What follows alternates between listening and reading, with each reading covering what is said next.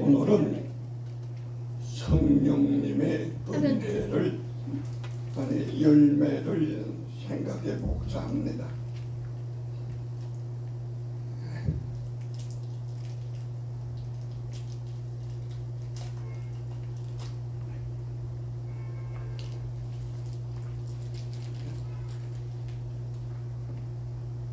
성령 강림을 생각해 보았고 성령님의 세례를 생각해 보았고 성령님의 충만을 생각해 보았고 성령의 은사를 생각해 보았습니다만 오늘은 성령님의 열매를 생각해 보고자 합니다.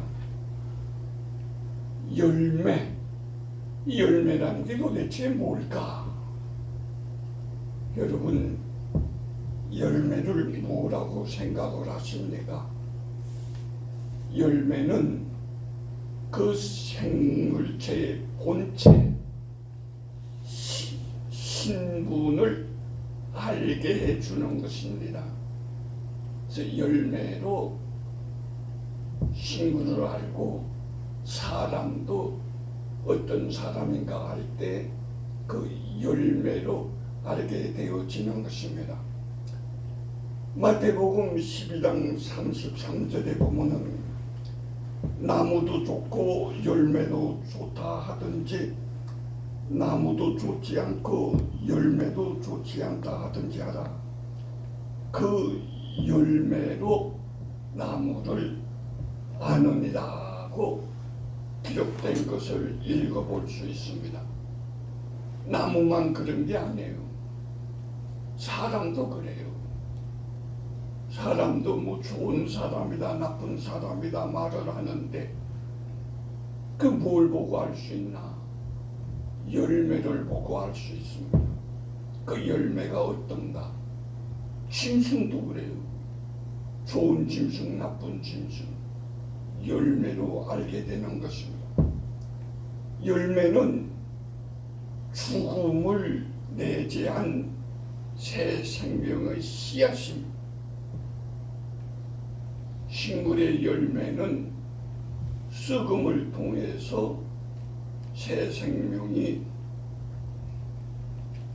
번식되고 동물은 그 종이 유지되고 사람도 그런 것입니다. 열매를 맺으려면 수고를 해야 됩니다.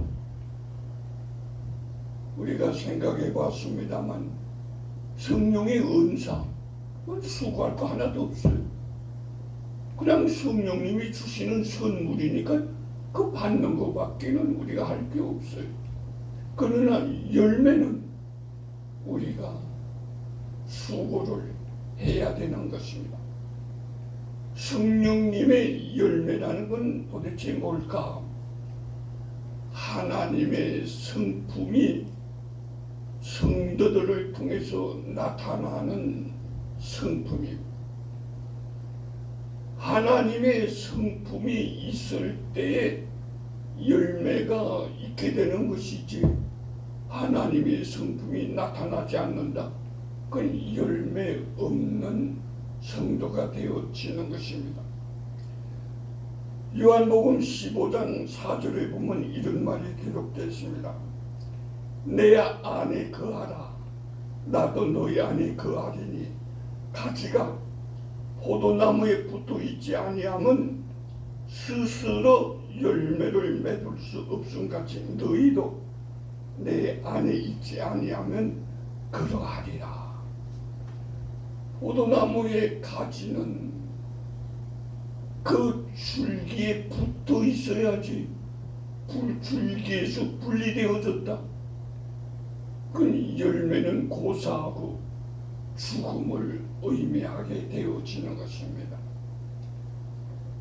뿐만 아니라 성도들의 변화와 성숙을 열매라고 말할 수 있습니다. 갈라디아서 제5장 22절부터 23절에 보면 그런 말이 기록된 것을 읽어보게 됩니다. 오직 성령의 열매는 사랑과 희락과 화평과 오래 참음과 자비와 양성과 충성과 온유니 절제니 이 같은 것을 금지할 법이 없느니라. 아주 열매를 말하고 있습니다. 성령의 열매의 종류들이 몇 가지나 되나 성경학자들이 연구를 했습니다만 갈라디아서 5장 22절 23절에 기록된 9가지 열매는 하나님으로 인한 열매인데 9가지만 있는 건 사실 아닙니다. 베드로후서 제1장 5절부터 8절에는 이런 말이 기록되어 있습니다. 그러므로 너희가 더욱 힘써 너희 믿음의 덕을, 덕의 지식을, 지식의 절제를, 절제의 인내를, 인내의 경건을, 경건의 형제의 우애를, 형제의 우애에 사랑을 더하라. 이런 것이 너희에게 있어 흡족한즉 너희로 우리 주 예수 그리스도를 알게 게으르지 않고 열매 없는 자가 되지 않게 하려니와 라는 말이지. 열매라는 말이 또 여기 이렇게 나오고 있습니다.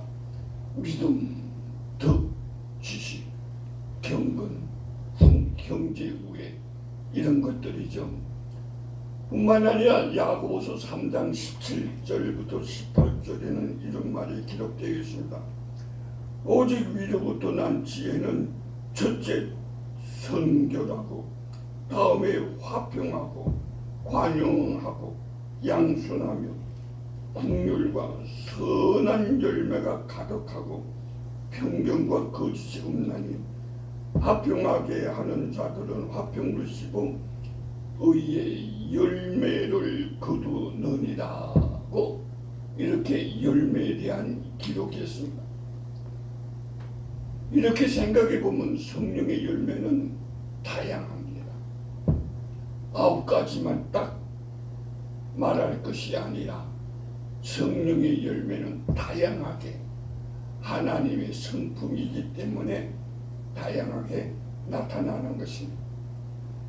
성령의 열매를 맺히는 방법을 생각해 보면 요한복음 15장 5절에 있는 말씀 보면 나는 포도나무여 너희는 가지라. 그가 내 안에 내가 그 안에 거하면 사람이 열매를 많이 맺나니 나를 떠나서 너희가 아무것도 할 수 없느니라. 예수님께서 하신 말씀이지요. 포도나무의 가지는 붙어 있어야지 떨어지게 되면 열매는 절대로 못 맺습니다. 죽은 것인데 무슨 열매가 있겠습니까? 내 안에 거하라. 믿음으로 생활해야 성령의 열매가 맺혀지는 것이지 믿음으로 생활하지 않으면 성령의 열매가 맺혀지지 않습니다. 뿐만 아니라 이 성령의 열매는 내가 맺는 것이 아니라 성령님이 열매 맺도록 역사하는 것입니다. 성령님과 교제하여 성령님이 도와주시고 성도가 순종한 결과가 열매입니다. 이런 말이 있어요. 어떤 물건이 자동차 차고 안에 있다고 해서 그 물건이 자동차가 되는 건 아니다. 마찬가지로 가지라고 해서 다 열매 맺는 거 아니라 그 가지가 줄기에 붙어 있어야 열매를 맺는 것입니다. 가지는 맞아. 근데 붙어 있질 않아. 떨어져 있어. 그건 열매를 맺을 수가 없는 것입니다. 열매를 맺어야 할 이유를 생각해 봅니다. 성도는 믿음 생활하면서 성령의 열매를 맺어야 되는데 왜 열매를 맺어야 되는가? 주님이 원하십니다. 주님이 열매를 원하십니다. 특별히 누가복음 13장 7절에 보면 이런 말이 기록되었습니다. 포도원 지기에게 이르되 내가 3년을 와서 이 무화과 나무에서 열매를 구하되 얻지 못하니 지고 버리라. 어찌 땅만 버리게 하겠느냐. 열매를 맺지 못하는 나무는 쥐고 버리라. 결국 주님이 원하시는 열매를 맺지 못하는 나무는 의미가 없는 것입니다. 열매를 주님이 구하십니다. 우리 모두에게서 열매를 주님이 구하시는 것입니다. 뿐만 아니라 열매를 맺어야 할 이유는 성도들에게 즐거움을 주기 때문에 맺어야 되는 것입니다. 시편 16편 3절에 보면 이런 말이 기록되어 있습니다. 땅에 있는 성도들은 존귀한 자들이니 나의 모든 즐거움이 그들에게 있도다. 다윗이 한 말이죠. 성도는 하나님과 타인을, 다른 사람을 위해서 사는 자들. 나를 위해서 산다. 그건 성도가 아니에요. 그건 짐승이에요. 하나님께 은혜 받은 사람들은 하나님 왜 은혜를 주셨는가? 나를 위해서도 은혜 주었지만은 은혜 받은 걸 통해 하나님께 영광 돌리고 다른 사람을 섬기라고 은혜를 주신 것입니다. 이걸 우리는 기억을 해야 됩니다. 내가 존재하는 이유가 뭔가? 나를 위해서가 아니 하나님을 위해서, 다른 사람을 위해서. 내가 존재함으로 인해서 하나님께 더 영광이 되고 사람들에게도 도움이 되어서야 되는 것입니다. 내가 존재함으로 인해서 하나님의 영광이 가려지고 다른 사람에게 고통을 준다면 그건 참 존재의 의미를 잘 모르는 것이 됩니다. 열매를 못 맺고 지켜진 자들도 있습니다. 성경이 참 많이 있어요. 애굽의 바로 왕 이스라엘 백성을 종으로 부렸습니다. 바로 왕이 이스라엘 백성들을 나그네로 대접하면서 불쌍히 여겨줘야 되는데 불쌍히 여기지 않고 오히려 종으로 부려먹었어요. 결국은 지켜버리고 말았습니다. 사울 왕은 어떻습니까? 하나님의 은혜로 왕이 되었는데 하나님을 높이는 것이 아니라 자신을 드러내고 하나님을 드러내지 않고 자신을 드러내고 하나님이 기뻐하지 않습니다. 가룟 유다는 어떻습니까? 예수님을 통해서 예수님의 제자가 되었는데 예수님을 통해서 하나님의 영광을 드러내는 것이 아니라 물질을 얻으려고 그랬어요. 이거는 참 아주 강한 유혹이죠. 오늘날도 이런 일은 참 많이 있습니다. 예수님을 통해서 물질을 얻으려고 한다. 사업하는 사람들이 이걸 참 많이 조심해야 될 겁니다. 사업하는 사람들이 교회 그 명함에다 교회 직분을 써요. 사실 사업하고는 아무 상관없어. 사업하고 아무 상관없는데 뭐 장로 뭐 무슨 교회 뭐 집사 그 무슨 상관이 있어. 그런데 그걸 왜 쓰나? 그걸 통해서 이익을 보려. 하나님이 그걸 기뻐하지 않아요. 그는 잘못하면 가든 유다하고 비슷한 것이 되어지는 것이죠. 세상 중심으로 살며 자신을 드러내고자 하는 것이 열매를 못 맺고 지켜진 자들의 생활입니다. 오늘도 날도 비슷합니다. 세상 중심으로 나 중심으로 사는 사람들은 열매를 못 맺습니다. 열매를 못 맺으니 지켜지는 것이죠. 열매를 맺은 자들도 많이 있어요. 아브라함 순종으로 믿음의 조상이 되었습니다. 아브라함이 그러는데 우리는 어떻겠어요? 우리 그렇게 할 수 있겠습니까? 갈 것도 알지 못하고 가라. 생활 터전을 옮겨라. 이거 참 못할 텐데 아브라함이 이걸 합니다. 참 생명을 건 모험이라고 볼 수 있지요. 다윗은 어떻습니까? 다윗도 예수 그리스도의 조상이 되었는데 열매, 믿음이 있었기에 이런 열매를 맺게 되어졌죠.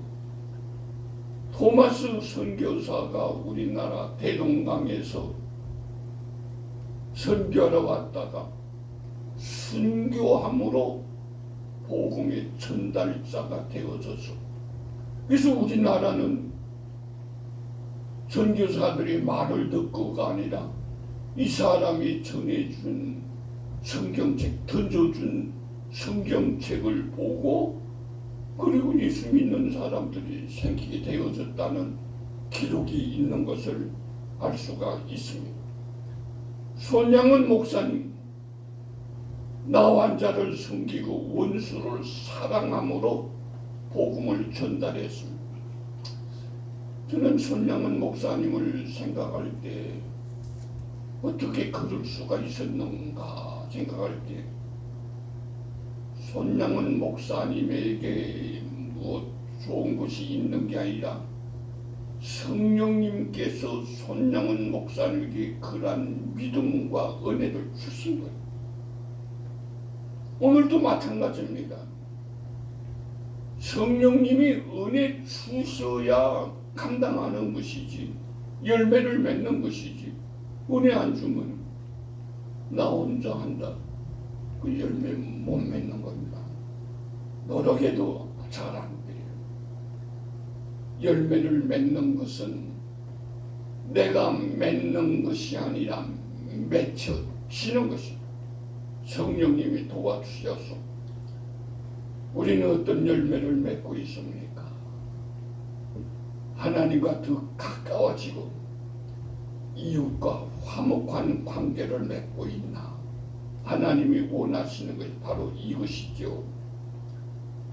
우리는 성령님의 도우심으로 성령님의 열매를 맺을 수 있는 자. 그러기에 우리들은 복받은 자들입니다. 복받은 자들.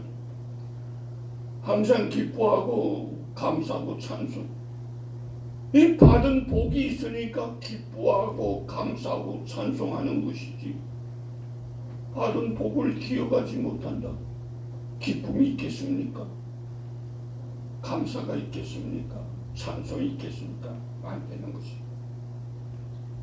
받은 복이 있기에 부르는 찬송, 받은 복이 있기에 하는 감사, 받은 복이 있기에 하는 기쁨, 차원이 달라. 성령의 열매를 풍성히 맺어 하나님의 영광을 드러내고 사람들에게 유익을 주는 삶을 살도록 합시다. 결심하는 마음으로 찬송가 362장 하나님이 말씀하시기를 함께 부르도록 하겠습니다. 하나님이 말씀하시기를.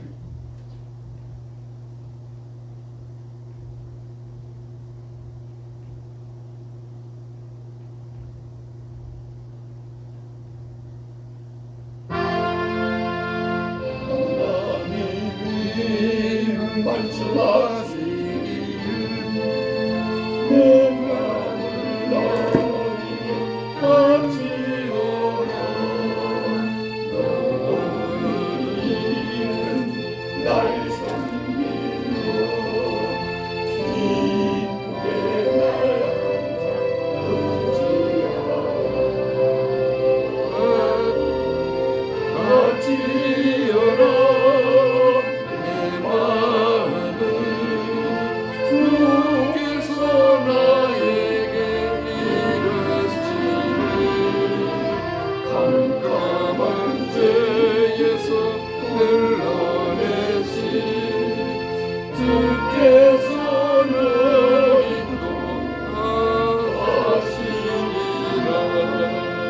구주의 종 말씀하시기를 내 마음을 나에게 바치고 착한 죄에서 벗어나라. 나 어찌 널 구원하겠느냐.